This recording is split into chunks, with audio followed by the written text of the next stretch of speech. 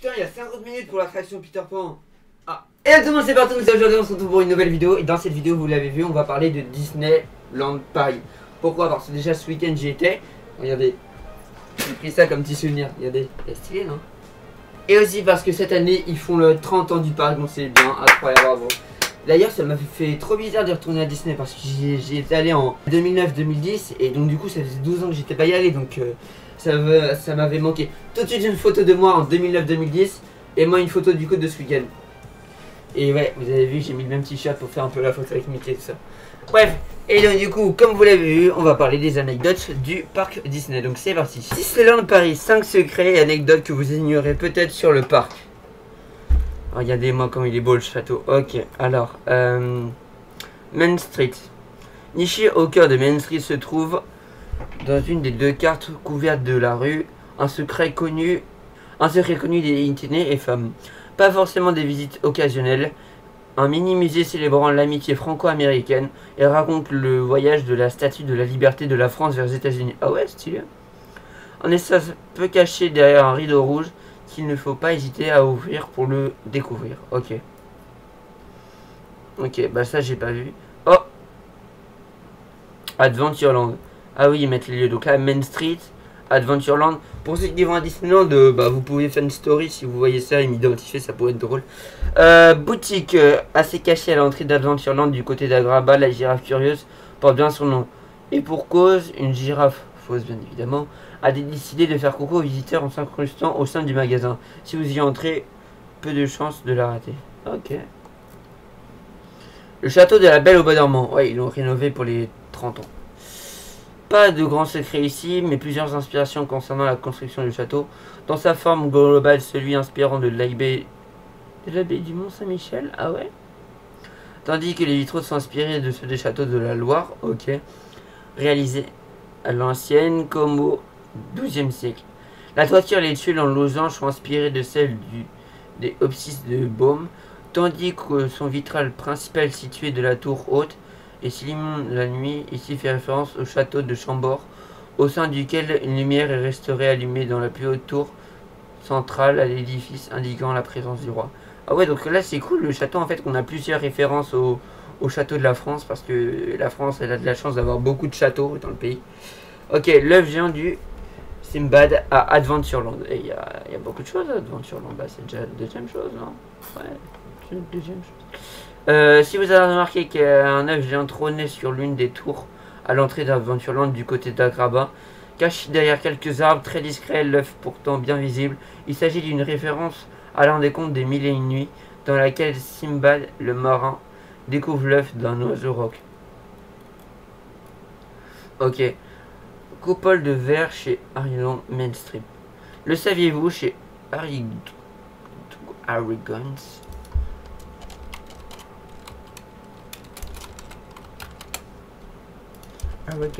Comment il fait en français? De Harrington. Harringtons. Ok, donc c'est Harringtons. Boutique située sur Main Street. Une coupole se dresse fièrement au-dessus de la caisse au centre du magasin. Sa particularité, si vous êtes avec une autre personne, vous mettrez aux extrémités de la coupole, l'une en face de l'autre, vous vous rendez compte que c'est comme si vous étiez à côté. Non, c'est vrai, c'est stylé. Une conception unique de la coupole rend possible cette résonance acoustique. Ah ouais, c'est incroyable. Ok, donc là on a fini avec le premier site, donc là on va passer à 20 secrets que vous ignorez sur le célèbre parc d'attractions de Disneyland Paris. Ok, un changement de nom de le parc français. À sa création en 1992, le parc s'appelait Euro Disney. Mais en 1999, une monnaie débarque en Europe, l'euro. Alors pour éviter les malentendus, un changement de nom a été opporté pour celui qu'on connaît aujourd'hui, Disneyland Paris. Ouais, donc ça me fait chier parce que les gens qui disent ouais, on va à Euro Disney. Non, c'est plus Euro Disney depuis 1999. C'est Disneyland Paris, c'est pas Euro Disney. Oh de merde. Mickey, une star unique et omniprésente. Comme Mickey est unique, une seule personne déguisée en ce personnage emblématique circule dans Disney. Cela permet de faire croire à son existence aux vrais enfants. Je sais pas de quand il date le site, mais moi quand je suis allé pour faire la photo de Mickey, il y avait une salle avec plusieurs portes et je pense que dans cette salle-là, il y avait plusieurs Mickey. Je crois qu'il y avait 5 ou 10 Mickey pour prendre des photos, mais par contre, oui, pendant les parades Oui, pendant les parades, oui, il y a Mickey, il y a un seul Mickey. Et quand la souris et joueuse sans tête de Mickey sont cachées un peu partout dans le parc, un jeu pour les visiteurs qui voudraient les retrouver. Bonne chance, hein, c'est un Oui Charlie level max. Hein. Un château aussi magique que le reste du parc. Oh là, c'était pour les 15 ans, regardez, il y a le chiffre 15. Pour créer le château Belle au Bois dormant, les architectes se sont inspirés du Mont Saint-Michel, ça on a déjà vu. Ils souhaitent ainsi se démarquer du design des autres parcs à travers le monde qui rappelle trop l'architecture française classique. De plus, le château Disneyland Paris n'est pas à contre-jour. Il a été construit pour être orienté au sud et ainsi pour être pris en photo à toute heure et sous les angles sans risquer le contre-jour. Ah ouais? Stylé. C'est vrai que quand nous on faisait des photos au parc, on n'imaginait pas qu'il y avait... On pensait pas qu'ils avaient réfléchi à faire les contre-jours et tout ça, on pensait juste oh il y a le château, là il n'y a pas beaucoup de monde, du coup on fait la photo, let's go. Ces vitraux ont été conçus en suivant les techniques artisanales au Moyen-Âge, ce qui ont demandé plusieurs mois de travail pour chacun d'entre eux, et pour la petite histoire, l'un d'entre eux change d'apparence toute seule, ce qui présente périodiquement un bouton rose et aux deux colombes enlacées. Ah oui, ça j'avais entendu parler qu'en fonction du soleil, il y avait les vitraux, ils pouvaient changer, mais je savais pas qu'il avait fait comme au Moyen-Âge, parce que maintenant on a des machines, des trucs comme ça qui peuvent faire ça vite fait, mais avant ils faisaient ça... comme à l'époque. L'attraction Dumbo. Une souris jugée un peu trop violente. Au sommet du manège Dumbo, on se trouve une souris qui tenait à l'origine un fouet pour faire voler les éléphants. Sauf que celui a été jugé trop violent et a été remplacé par une plume. Ah ouais, chaud. Une rue en hommage à Walt Disney. Main Street est comme son nom l'indique la rue principale de Disneyland Paris. Pour la construction de l'architecture, c'est inspiré de Chicago, la ville natale de Walt Disney aux États-Unis. Oh ouais. Genre là, Chicago, ça représente un peu, c'est un peu comme ça.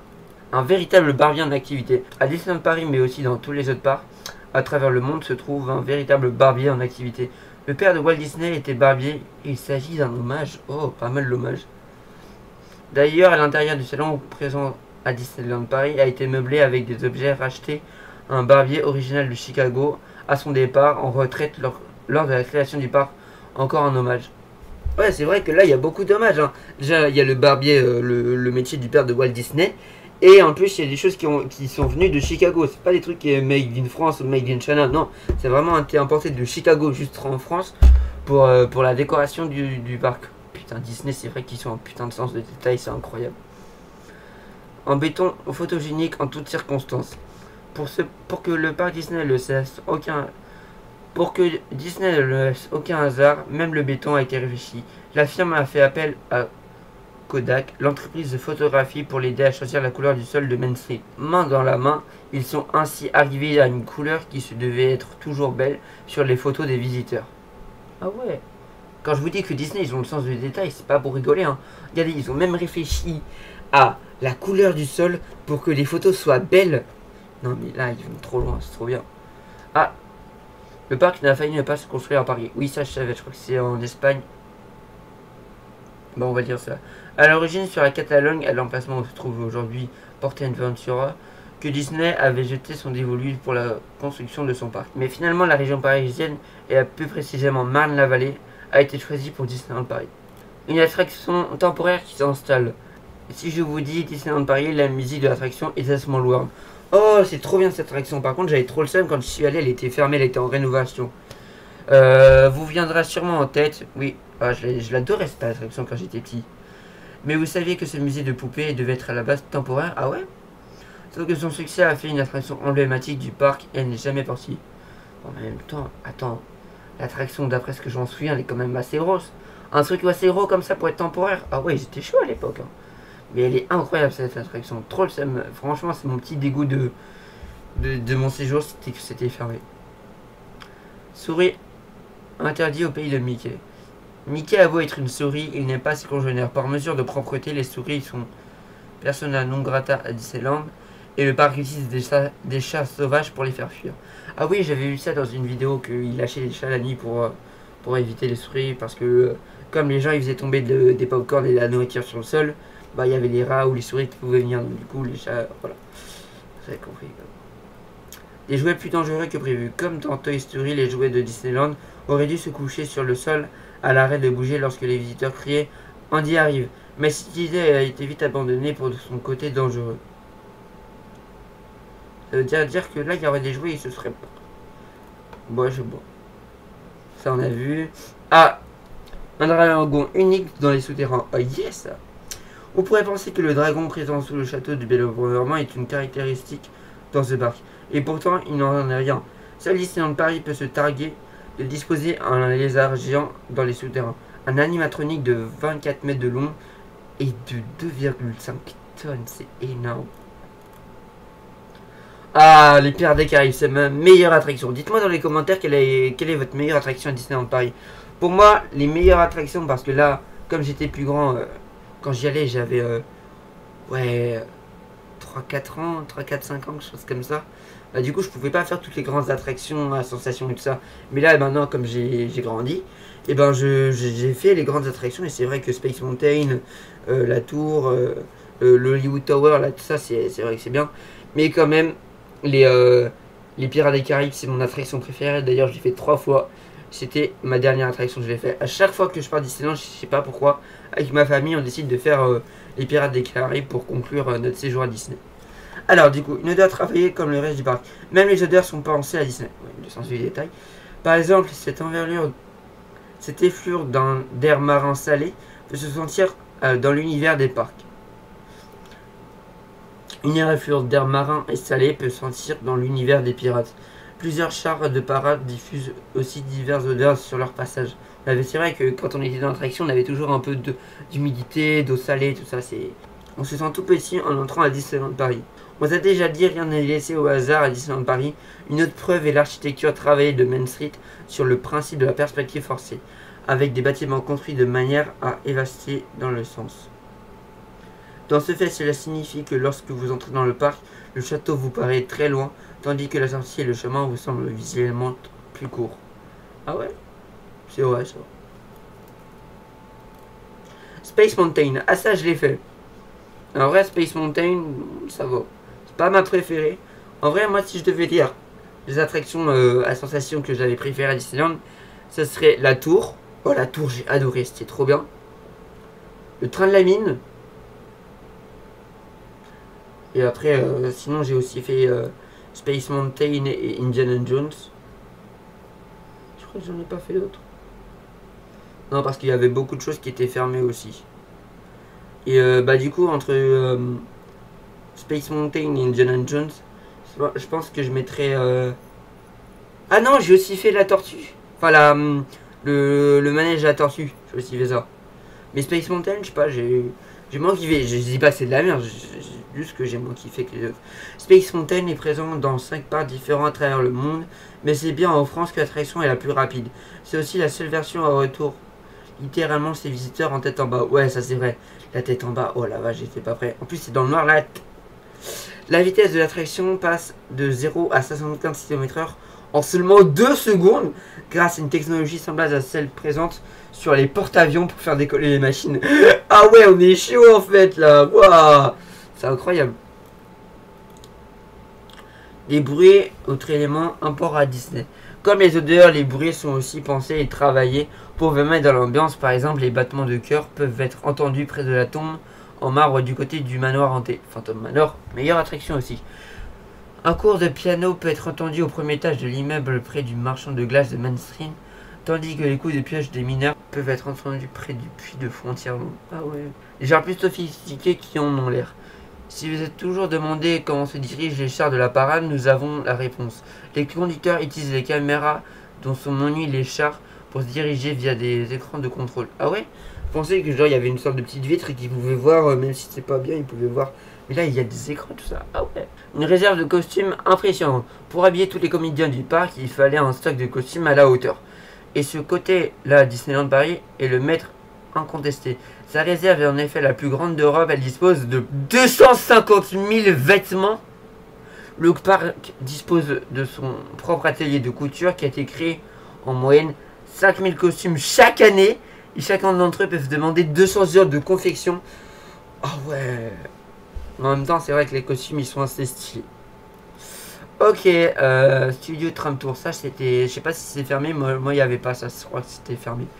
Une limousine est présente à l'entrée de l'attraction Studio Tram Tour. Behind the Magic Part, à Walt Disney Studio. Ah ouais, donc c'est pour ça qu'il y avait... Attends, si? Non, Il s'agit tout simplement de la voiture utilisée par Cruella dans le film Les 102. Ah, je sais pourquoi il marque les 102 Dalmatiens. Parce qu'en fait, on confond le Dalmatien avec les enfants, les 102 avec le daron, je crois que c'est ça. Les 102 Dalmatiens, rien que ça. À moins qu'il ait fait une petite faute fait exprès. Ok, donc là on passe encore sur d'autres secrets du parc. Donc là, la perspective de Main Street. Ok, ça on a déjà vu. Les vitraux. Chaque vitrail de Main Street présente chaque lampe du parc. Notez que Mickey est caché sur les vitres. Sur le vitrail de Discoveryland. Discoveryland. Je cherche Mickey. Là, j'ai trouvé Mickey. Ici, là. Ce serait Mickey, là, non? Laboratorium de Main Street. Main Street a beau être une petite bourgade, elle possède tout de même un riche laboratorium. C'est quoi ça? Ah ouais. Ah ouais, ok. Ça, j'avais pas fait attention à ça. Ok. En effet, celui-ci est composé d'un unique arbre. Ok, donc c'est un truc en jardin botanique avec un seul arbre. Ouais. Le Disneyland Railroad. Vous avez remarqué que Disneyland s'appelait toujours. Vous avez remarqué que Disneyland Railroad s'appelle toujours Euro Disney Railroad sur l'horloge et les embarque. Ah oui, il est marqué Euro Disneyland. Et là, je sais pas si vous voyez, là il y a marqué RR pour Railroad. Et là il y a un E. Là il y a un E ici, là il y a un D pour Euro Disney. Une conversation étonnante. Ok, alors, de la boutique de Thomas Photography se trouve un vieux combiné téléphonique. Cependant, à l'époque, une ligne desservait plusieurs foyers. Inutile de préciser que le voisinage a très vite commencé à écouter les conversations des autres. À votre tour d'écouter les conversations des habitants de Main Street, USA. Ah ouais, on peut écouter des choses. Un drôle de mécanisme. Europorium. Si vous observez attentivement dans l'Europorium, vous remarquerez sans doute un étrange système de wagonnets au plafond qui descend jusqu'à certaines caisses. En réalité, il s'agit d'un mécanisme permettant aux caissiers de faire monter l'argent dans les bureaux du magasin. En effet, les caissiers de l'époque n'avaient pas l'accès à l'argent. Ceux-ci descendaient alors dans les bureaux. Non. Donc là, il y avait de la thune qui passait par là. Ah ouais. Plaque d'égo Main Street. Certaines plaques d'écho de la rue principale ont été offertes par les villes américaines comme New York sur la photo Baltimore. Donc là, il y a New York qui sont offerts des plaques d'égout. Waouh.